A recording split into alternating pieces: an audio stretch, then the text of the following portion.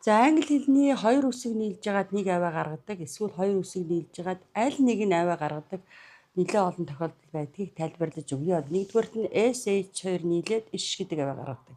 Shop, дэлгүүр, shrimp, сам хорхоо, short, намхан, богинохон, sheep, урт утар хэлнэ, хонь, ship, богино хэлнэ, хөлөг онгоц, shy, ичимхий, даруухан, зожиг, fish, загас, dish, ялтгар тавг, хоёрдугаар хоолны тавгийг хэлэхээс гадна хоёрдугаар хоол бас хуургыг хэлдэг байгаа. Rice dish гэх юм бол будаатай хуурга гэж. За wash, угаах, washing machine гэх юм бол одоо угаалгын машин, go fishing, загсанд явах, загасчлах, have a shower, шүршүүрт орох, shut up, амаа хамих, дуугаа бай, дуугаа тат, shake, сэгсрэх. За мөн одоо sharp, хурц гэж. За мөн PH2 үсэг нийлээд F гэдэг уруу шүдний аваа гаргана. Доод уруу дээд үдэн шүдтэйгээ хавсарч F, phone, утас, photo, гэрэл зураг, photograph, гэрэл зурагчин, elephant, заан, alphabet, цагаан толгой, phonology, авиа зүй, pharmacy, эм зүй. За мөн одоо эмийн сан, physician, дотрийн эмч, physics, хувьсгын ухаан буюу физикийн ухаан.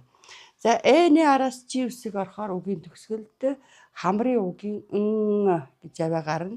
Sing song, дуулах, king, хаан, ring, цагираг, бөгж, long, урт, wedding. За энэ маань бол хурим, meeting, хурал, building гэж хэлж болохгүй. Building, барилга, bowling. За боулингийн спорт. За N үсгийн араас урд ард орсон G үсэг уншигдахгүй. GN2 нийлээд N гэдэг аваа гарна. Sign, гарын үсэг зурах, гэрээ байгуулах, designer. За загвар зохион бүтээгч, night, том шар одоо шумуул, foreign, гадаад, foreign languages гэвэл гадаад хэл, foreign affairs гэвэл гадаад хэрэг гэж. За L-ийн араас F буюу LF-ийн нийлэмжээс уруу шүдний бас F гэдэг аваа гарна. Тугал гэдгийг calf гэж уншихгүй. L нь уншигдахгүй. Half, хагас. За M-ийн араас N орохоор мөн N нь уншигдахгүй. M гэдэг аваа гарна.